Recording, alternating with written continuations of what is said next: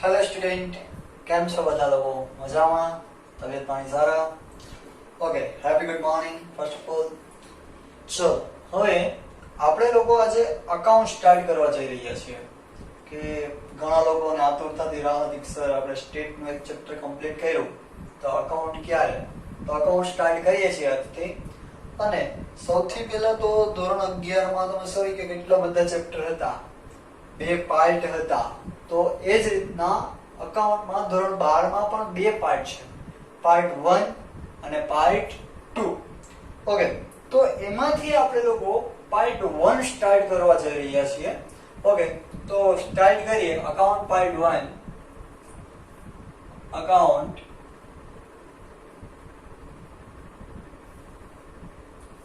Part 1 chapter number 3.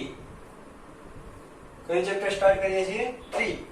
Chapter number 3 છે આપણું પાઘડીનું મૂલ્યાંકન. શું નામ છે ચેપ્ટરનું? પાઘડીનું મૂલ્યાંકન. હવે ધોરણ 11 માં તમને શીખવેલું હતું કે ભાઈ અદ્રશ્ય પ્રકારની મિલકતો હોય, એમાંની આ એક પાઘડી. ઓકે, તો સૌથી પહેલા તો આ ચેપ્ટર તમારે એક્ઝામમાં કેટલા માર્કનું આવે છે એ પણ તમારે જાણવું પડશે. તો આ ચેપ્ટર માંથી તમારે લોકોને એક એમસીક્યુ પૂછાય છે, 1 માર્ક.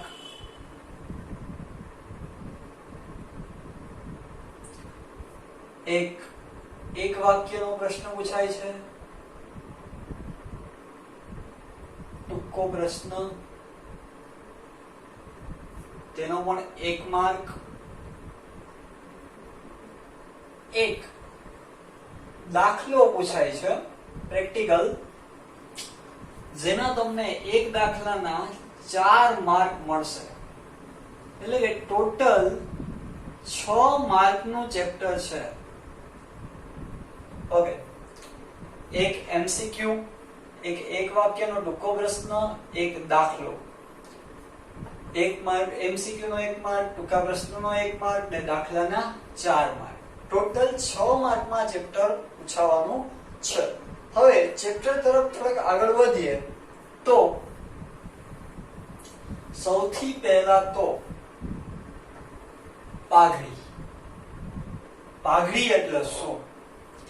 તો કે સર ગામડામાં આપણે ગયા હોય અને ગામના પાદરે બાપા લોકો બેઠા હોય, બુઝુર્ગ લોકો, એટલે મોટી મોટી પાઘડી વાયરી હોય. એ પાઘડીની વાત નથી થતી ભાઈ અહીંયા. ઓકે, તો પાઘડી એટલે સૌથી પહેલા પાઘડી સમજતા પહેલા તમને એક સરસ મજાનો શબ્દ સમજાવું. જે શબ્દ છે ધંધો અથવા તો વ્યાપાર અથવા તો બિઝનેસ. બધું એક જ છે, ધંધો, વ્યાપાર કે બિઝનેસ કે રેકડી, પાનનો ગલ્લો, પાનની કેબિન, બધું એક જ. તો આનો મતલબ શું ભાઈ? ધંધો, વ્યાપાર કે બિઝનેસ શું? કે ભાઈ આ જે નામું છે, અકાઉન્ટ છે, ઓકે, એ આના કારણે તો લખાવાની શરૂઆત થઈ. તો ધંધો એટલે શું? વ્યાપાર એટલે શું? બિઝનેસ એટલે શું? તો કે નફો કમાવવાના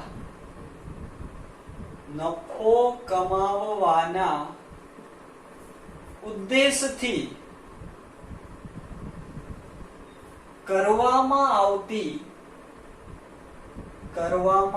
આવતી પ્રવૃત્તિ એટલે ધંધો કે વ્યાપાર કે બિઝનેસ. શબ્દ સમજજો, નફો. નફો, હો ભાઈ, નફો કમાવવાનો ઉદ્દેશ હોવો જોઈએ. શેનો ઉદ્દેશ હોવો જોઈએ? નફો કમાવાનો. ઓકે, જેમ કે આપણે સવારના હાઈ ક્લાસ ઉઠીએ, મોઢું ધોઈએ, બ્રશ કરીએ, ત્યાં આપણા ઘરની બેલ વાગે, ટિંગ ટોંગ ટિંગ ટોંગ, બરાબર. એટલે રૂમમાંથી મમ્મી કા આપણને કે આપણે મમ્મીને કહીએ દૂધ વાળો આવ્યો છે, દૂધ લઈ ગયો તો જરા. દૂધ વાળો. હવે જે આપણા ઘરે દૂધ દેવા વાળો આવે છે એ નફો કમાતો હશે કે નહીં કમાતો હોય? હા, બરાબર. એને દૂધ જેટલા રૂપિયામાં પડતું હશે એમાં 2-5 રૂપિયા શું કર્યા છે? વધાર્યા છે. અને જો એમ નહીં વધે તો દૂધમાં નાખશે પાણી અને એ રીતના આપણને દૂધ આપશે, નફો મળે છે ભાઈ એને. તો એને પણ શું કર્યો કહેવાય? દૂધનો ધંધો. ઓકે, દૂધનો બિઝનેસ, ડેરી ઉદ્યોગ, એમાં પણ બિઝનેસ હોય છે. ઓકે, ત્યાર પછી આપણે વિચાર કરીએ કે ઘરની શેરીઓમાં આપણે રહેતા હોય ત્યાં લત્તામાં આજુબાજુમાં બકાલા વાળો નીકળે, બકાલું, રીંગણા, બટેટા, દૂધી. ઓકે, તો એ વ્યક્તિ આપણને માની લ્યો કે 15 રૂપિયા કિલો બટેકા આપે છે, તો શું એ વ્યક્તિને પણ બટેટા 15 રૂપિયામાં જ મળ્યા છે? ના, એ વ્યક્તિને એ બટેટા માર્કેટિંગ યાર્ડ માંથી ખરેખર તો 10 રૂપિયા કિલો કે 8 કે 9 રૂપિયા કિલો જ મળેલા હોય છે. અને એ વ્યક્તિ આપણને 15 રૂપિયા કિલો આપે છે કે 20 રૂપિયા કિલો આપે છે. તો એ જે ડિફરન્સ આવ્યો, એ જે ભાવનો તફાવત આવ્યો, એને કહેવામાં આવે છે નફો. શું કહેવામાં આવે છે ને? નફો. જેમ કે અત્યારે હું એક સરસ મજાનું ટીવી લઉં, હાઈ ક્લાસ એલઈડી, બરાબર, લઈને આવેલો હતો હોય, મને કોઈ પૂછે કેટલામાં આવ્યું, તો હું એને એમ કહીશ કે ભાઈ 20,000 માં આવ્યું. એ વ્યક્તિ મને એમ કહે કાંઈ વાંધો નહીં, મારે લેવા ધક્કો નથી ખાવો, મને 20,500 માં આપી દેવું. તો હું એને આપી દઉં ને, જો 20,000 નું ટીવી 20,500 માં આપી દઉં ને, તો એ 500 રૂપિયાનો મારો શું કહેવાય? નફો કહેવાય. પણ આ મારો ધંધો નથી ભાઈ, આ તો ખાલી મને ફાયદો થયો કહેવાય. એક વસ્તુ યાદ રાખજો, નફો કમાવાના ઉદ્દેશથી કરવામાં આવતી પ્રવૃત્તિ કે ટીવી લઈ આવો ને તમે ત્યાં વેચી દેવું, એ ધંધો છે નહીં મારો. ઓકે, પણ એની રૂટીન એક્ટિવિટી જે હોય એને શું કહેવાય? ધંધો કહેવાય.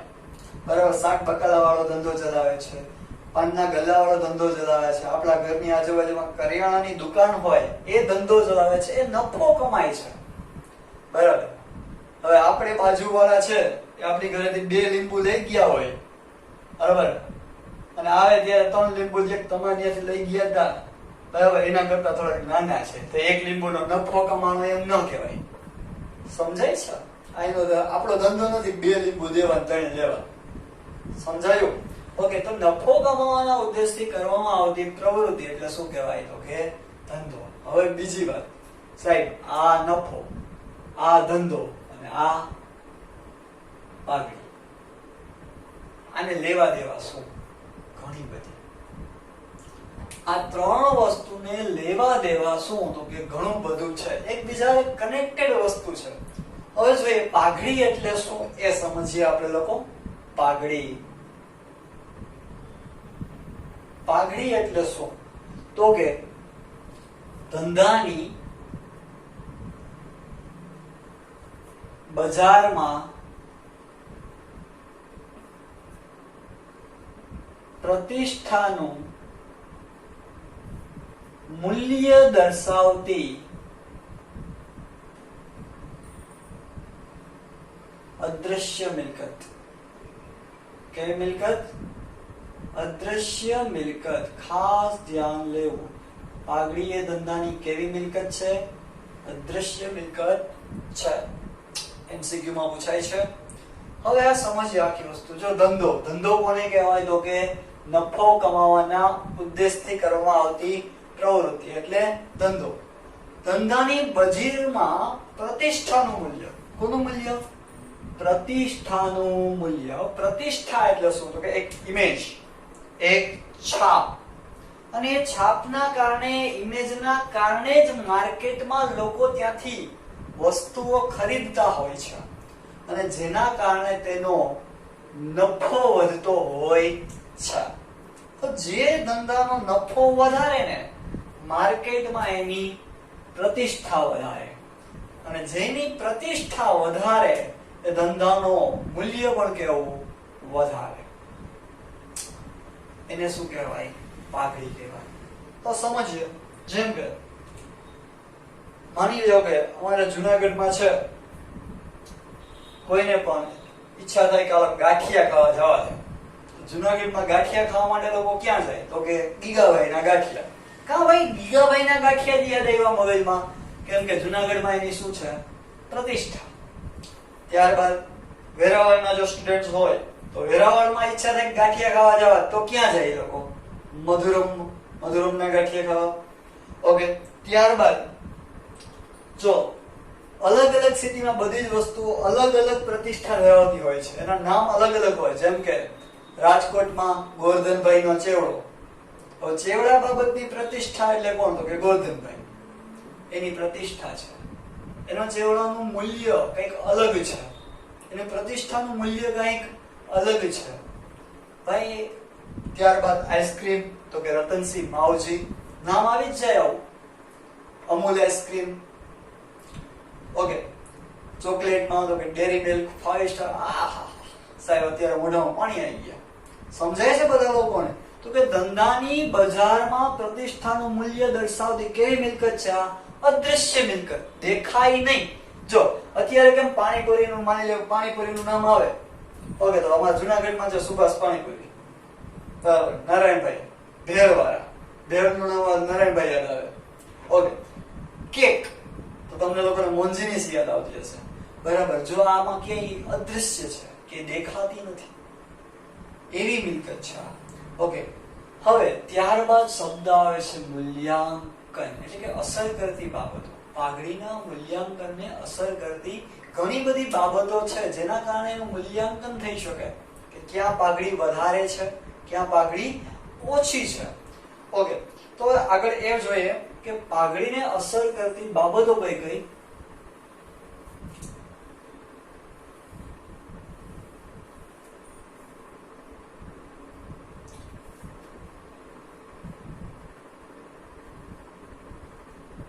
પાઘડીના મૂલ્યાંકનને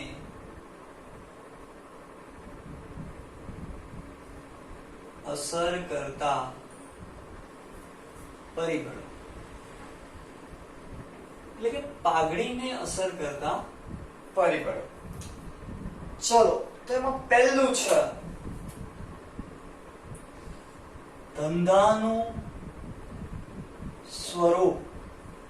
ટેક્સ્ટ બુકમાં ખાસ જોજો તમે લોકો, પહેલા પેજ ઉપર જ આપેલું છે, પેજ નંબર 89 પર, કે ધંધાનું સ્વરૂપ કયા પ્રકારનું છે ભાઈ. જેમ કે સિઝનલ સ્ટોર છે, રૂટીન સ્ટોર છે, પ્રોવિઝન સ્ટોર છે. પ્રોવિઝન સ્ટોર એટલે રૂટીન સ્ટોર, રોજબરોજની વસ્તુઓ લેવા માટે લોકો ત્યાં જતા હોય છે. ત્યારબાદ સિઝનલ સ્ટોર હોય તો સ્વરૂપ શું થઈ જાય છે? બદલાઈ જાય છે. હવે જોજો, જ્યાં સિઝનલ સ્ટોર હશે ને, જેમ કે દિવાળી ટાઈમે ત્યાં ફટાકડા મળતા હશે, ઉત્તરાયણ સમયે ત્યાં પતંગ મળતી હશે. ઓકે. શિયાળાની વિન્ટર સીઝન છે, ફૂલ ઠંડી લાગતી હોય, ઠઠવાઈ જતા હોય બધા, ત્યારે ત્યાં સ્વેટર મળતા હશે. હવે મોન્સૂન આવશે તો ત્યાં રેનકોટ મળતા હશે, છત્રીઓ મળતી હશે. તો હવે આ ધંધાને સ્વરૂપ છે કંઈક અલગ છે. ત્યાં નફો સ્થિર નહીં હોય ભાઈ, ત્યાં નફો કેવો નહીં હોય? સ્થિર નહીં હોય. અને જ્યાં નફો સ્થિર ન હોય ત્યાં પાઘડી કેવી હશે? ઓછી. કેવી હશે પાઘડી? ઓછી. સ્વરૂપ, ધંધાને સ્વરૂપ પણ શું કરે છે? પાઘડીને અસર કરે છે, કારણ કે ત્યાં નફોની સ્થિરતા હોતી નથી. ત્યારબાદ બીજું પરિબળ છે આપણી પાસે ધંધાનું સ્થળ.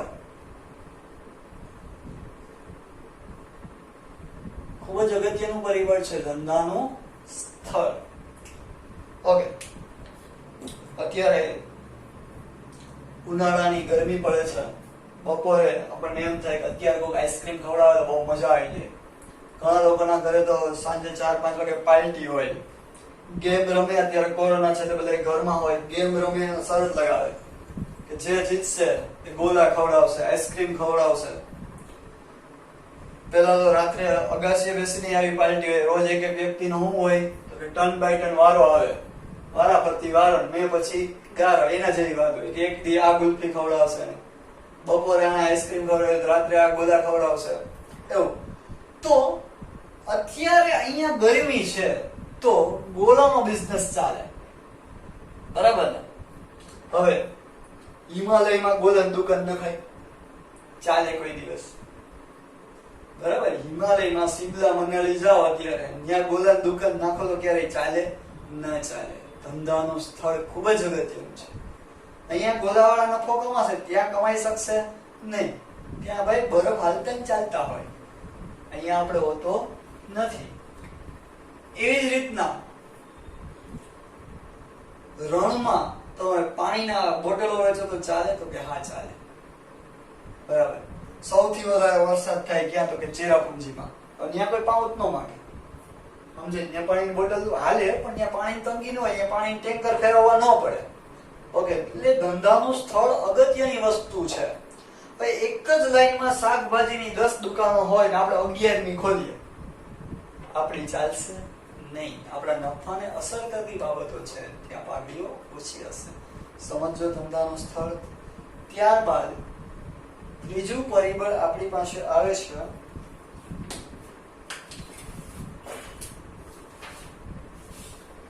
ધંધાના વર્ષો. ધંધાના વર્ષો.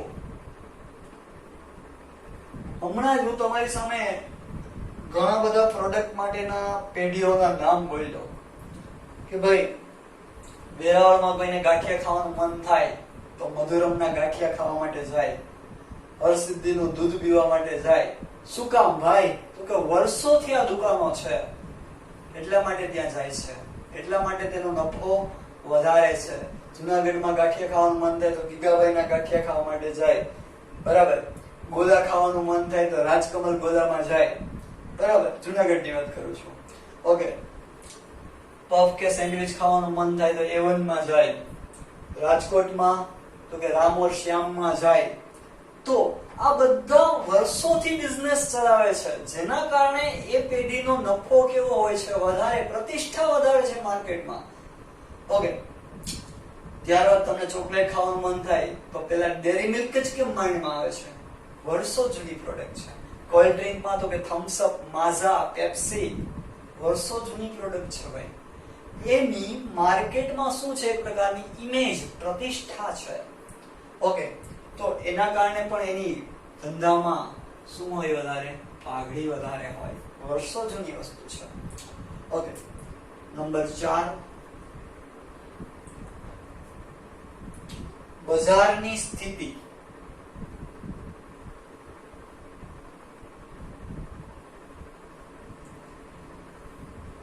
બજારની સ્થિતિ. તો ભાઈ હવે જુનાગઢની મેઇન બજાર છે અત્યારે માંગનાથ રોડ. વર્ષો પહેલા, ખૂબ ઝાઝા વર્ષો પહેલા, 70-80 વર્ષ પહેલા આખા માંગનાથની અંદર એક જ શોપ હતી, એક જ દુકાન હતી આખા માંગનાથમાં. ઈગોની આપણી જોઈને, બરાબર. ઓકે. આપણી જ શોપ હતી. તો શોપનું નામ શું? 50-60 વર્ષ પહેલા કઈ શોપ હોય ત્યાં? બરાબર. ત્યારે તો જીન્સ ન મળતા હોય ને, ટી શર્ટ ન મળતા હોય. તો આખા માંગનાથમાં એક જ શોપ હતી. કઈ? તો કે સતીશભાઈ ધોતિયા વાળા. ઓકે. ધોતિયા વેચાતા ત્યાં સતીશભાઈના નામથી, બરાબર. સતીશભાઈ ધોતિયા વાળાની શોપ ચાલતી.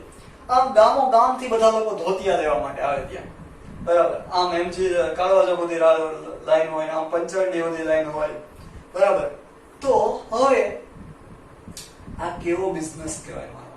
આખા માંગનાથમાં એક જ શોપ છે તો એ બિઝનેસને મારી ઇજારાશાહી કહેવાય.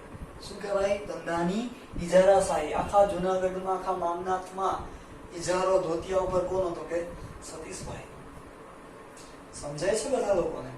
ઓકે. તો બજારની સ્થિતિ અત્યારે આખા માર્કેટમાં એક જ શોપ છે, એ વ્યક્તિ પાસે જ ધોતિયા મળે છે, અલગ અલગ પ્રકારના ધોતિયા, પચરંગી ધોતિયા, બરાબર. તો આવા સમયે બજારમાં મારી પ્રતિષ્ઠા કેવી હશે? વધારે. જેમ કે ઇલેક્ટ્રોનિક વસ્તુઓમાં પહેલા પાનાસોનિક કંપની સારી આવતી, LG કંપની હતું, બહુ મોટું નામ LG કંપનીનું. બજારની સ્થિતિ ધીમે ધીમે ધીમે ધીમે સેમસંગ આવતી ગઈ, અત્યારે તો એમઆઈ ના મોબાઈલ સાથે ટીવી પણ આવવા માંડ્યા, ફ્રીજ પણ આવવા માંડ્યા છે. ઓકે, તો બજારની સ્થિતિ ધીમે ધીમે ચેન્જ થાય છે. પણ જો ઇજારાશાહી છે તો એ સમયે તેની પાઘડી કેવી હશે? વધારે હશે. ત્યારબાદ નંબર 5, પાંચમું પરિબળ છે તમારી પાસે સંચાલકોની કાર્યક્ષમતા. સંચાલકોની કાર્યક્ષમતા.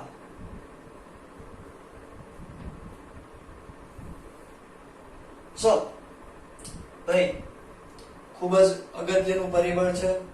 બિઝનેસ ચલાવતા હોય, ધંધો ચલાવતા હોય, સંચાલકો કાર્યક્ષમ હોય તો માર્કેટમાં એની છાપ વધારે સારી હોય, એનો પ્રોફિટ વધારે સારો હોય. જેમ કે આપણે કોઈ ઉદાહરણ લઈએ અત્યારે તો જીઓ, ધીરુભાઈની કંપની, ધીરુભાઈ છોકરા હતા અત્યારે જીઓ આવ્યું ને ત્યારબાદ બે કંપનીઓ મર્જ થઈ ગઈ. કઈ બે? આઈડિયા અને વોડાફોન. શું કામ ભાઈ તેને મર્જ થવું પડ્યું? તો કે જીઓએ ઓલ ઇન્ડિયામાં પગ પેસારો કરી લીધો હતો. સંચાલકોની કાર્યક્ષમતા, એના કારણે બીજી કંપનીઓએ ભેગું થઈ અને સામે ફાઇટ આપવી પડી, લડાઈ આપવી પડી. તો આના કારણે અત્યારે બધાના મોબાઈલની અંદર એક સિમ કાર્ડ તો હશે જ. કયું? તો કે જીઓ. પહેલા બધાના મોબાઈલમાં બે સિમ કાર્ડ હતા, પણ એમાંથી એક નીકળી ગયું અને જીઓ નું આવી ગયું. કોના કારણે? સંચાલકોની કાર્યક્ષમતાના કારણે, ધીરુભાઈના છોકરાઓના કારણે. સમજાય છે? ઓકે, તો એના કારણે એની પ્રતિષ્ઠા શું થઈ? વધી. ઓકે, ત્યારબાદ અન્ય ખાસ લાભ. છઠ્ઠો પોઈન્ટ, છઠ્ઠું પરિબળ છે અન્ય ખાસ લાભ. અન્ય ખાસ લાભ કેવા? જેમ કે કોઈ પેઢી પાસે જે તે પ્રોડક્ટનું વેચાણ કરવા માટેનું શું હોય? લાયસન્સ. જેમ બાઇક ચલાવવા માટે, કાર ચલાવવા માટે શું જોઈએ? લાયસન્સ જોઈએ. તો સાહેબ લાયસન્સ કોઈ ખાસ લાભ કહેવાય? હા કહેવાય. જો નોર્મલી અત્યારે ઘણા સિટીઓમાં ઓડ ઇવન ના કારણે એ પોઈન્ટ ઓફ વ્યૂ થી ઘણી દુકાનો ખોલે છે. તો એ લાયસન્સ નંબર ઉપરથી ઘણા સિટીઓમાં ખોલેલી છે. ઘણા સિટીઓમાં ઇન્કમ ટેક્સના રિટર્નના નંબરો ઉપરથી ખોલેલી છે. હાઉસ ટેક્સના નંબર ઉપરથી ખોલેલી છે. તો શોપ ખોલવી હોય ને કોઈ ધંધો, એના માટેનું શું જોઈએ? લાયસન્સ જોઈએ. ગમે તે વ્યક્તિ ગમે તે ધંધો નથી કરી શકતો. ઓકે, અત્યારે મને એમ થાય કે અત્યારે ભાઈ બધા લોકો, બધા ધંધા તો ઘીમાં પડી ગયા છે, તો હાલને હું મેડિકલ સ્ટોર ખોલી લઉં. બરાબર, મારા ઘરની આજુબાજુમાં કે મેડિકલ સ્ટોર નથી તો મેડિકલ સ્ટોર ખોલી દો. એજન્સીઓ પાસેથી દવા લઈ આવી વેચવા માંડો. નહીં ચાલે. 3 દિવસમાં પોલીસની રેડ પર્સનમાં લઈ જશે. શું કામ? પહેલું તો દવાની શોપ ચલાવવા માટે સ્ટડી હોવું જોઈએ, ડિગ્રી સર્ટિફિકેટ હોવું જોઈએ, મેડિકલ સ્ટોર ચલાવવા માટેનું લાયસન્સ હોવું જોઈએ. એના સિવાય હું એ શોપ ચલાવી શકું નહીં. ત્યારબાદ મને એક રાતના સપનું આવ્યું કે હવે ભણાવવાનો ધંધો હું કરી દઉં આપણે બંધ. હવે કરવું જ નથી, મોમાં હંકેલ લેવી બધી. બરાબર, અત્યારે મારો બિઝનેસ હાલતો હોય તો ડોક્ટરનો છે. બરાબર, અત્યારે ઠીક છે કોરોના છે, કોરોના ન હોય તોય ઉનાળો હોય તો બધા આડાવડું ખાઓ, પેટમાં ગડબડ થાય ડોક્ટર પાસે જાઓ. બરાબર, અત્યારે ફૂડના જમાને આવી ગયા, પફ ને મંચુરિયન ને કઈ કેટલું ડોક્ટર પાસે જવું પડે. અત્યારે ડોક્ટર પાસે જવા તો કેવું હાઈ ક્લાસ, 10 રૂપિયાની દવા આપે 50 રૂપિયા દે, 40 રૂપિયાનો પ્રોફિટ એક પેશન્ટ. અમુક ડોક્ટરોમાં તો બહુ મોટી લાઈન હોય. ઓકે, બીજા દિવસે આપણે કહીએ કે આ બધું બંધ કરી દેવું. નીચે એટલા એક મસ્ત ઓફિસ બનાવી લીધી ડોક્ટરની, ડોક્ટર સતીશભાઈ ભટ્ટ. 5 દિવસમાં પોલીસની ગાડી બોર્ડ ફોટો મને લઈ ગઈ. શું કામ? મારી પાસે ડોક્ટર મણી હોસ્પિટલ ચલાવવા માટેનું શું નથી? લાયસન્સ, ડિગ્રી નથી. સમજાય છે બધા લોકોને? તો અમુક ખાસ લાભ અમુક લોકોને જ મળે. અને એના કારણે તેની પ્રતિષ્ઠા કેવી હોય? વધારે. ત્યારબાદ પેટન્ટ છે, ટ્રેડમાર્ક છે, અમુક લોગો જો આપણે કોઈનો લોગો આપણે ન રાખી શકીએ. ઓકે, ગમે એ આપણી પ્રોડક્ટમાં ગમે એના લોગો ન રખાય, એ લોકો આપણી ઉપર કેસ કરે, કોપીરાઇટ. ચલો, સ્પેશિયલ અન્ય ખાસ લાભ છે તો જરાક રિવાઇઝ કરીએ. પાઘડીના મૂલ્યાંકનને અસર કરતા પરિબળો, ધંધાનું સ્વરૂપ કયા પ્રકારનું છે, નફો સ્થિર છે કે અસ્થિર છે, ધંધાનું સ્થળ ક્યાં છે. ઓકે, સિમલા મનાલીમાં ગોલાની રેકડી ન કઢાય. ત્યારબાદ ધંધાના વર્ષો જૂના તમે લોકો ગાંઠિયા ખાવા જતા હો. બજારની સ્થિતિ, ઇજારો છે કે નહીં. ઓકે, સંચાલકોની કાર્યક્ષમતા, જીઓ. અન્ય ખાસ લાભ તો કે એમાં લાયસન્સ છે, કોપીરાઇટ છે, ટ્રેડમાર્ક છે. ઓકે, ત્યારબાદ થોડું રિવાઇઝ કરીએ તો કે પાઘડી એટલે શું? તો કે ધંધાની બજારમાં પ્રતિષ્ઠાનું મૂલ્ય દર્શાવતી કેવી મિલકત છે? તો કે અદ્રશ્ય મિલકત છે. ધંધો એટલે શું? સૌથી પહેલા કીધું હતું તો કે નફો કમાવાના ઉદ્દેશથી કરવામાં આવતી પ્રવૃત્તિ, અને નફાના કારણે ધંધાની શું બને? તો કે પાઘડી, ઇમેજ. ક્લિયર થાય છે બધા લોકોને? ઓકે, તો આજના લેક્ચરમાં આટલું રાખીએ છીએ. બધા લોકો રીડ કરજો સરખું. ઓકે, અને હોમવર્કમાં પાઘડીની વ્યાખ્યા 10 વાર લખવાની છે. ઓકે, ચલો લખી લેજો.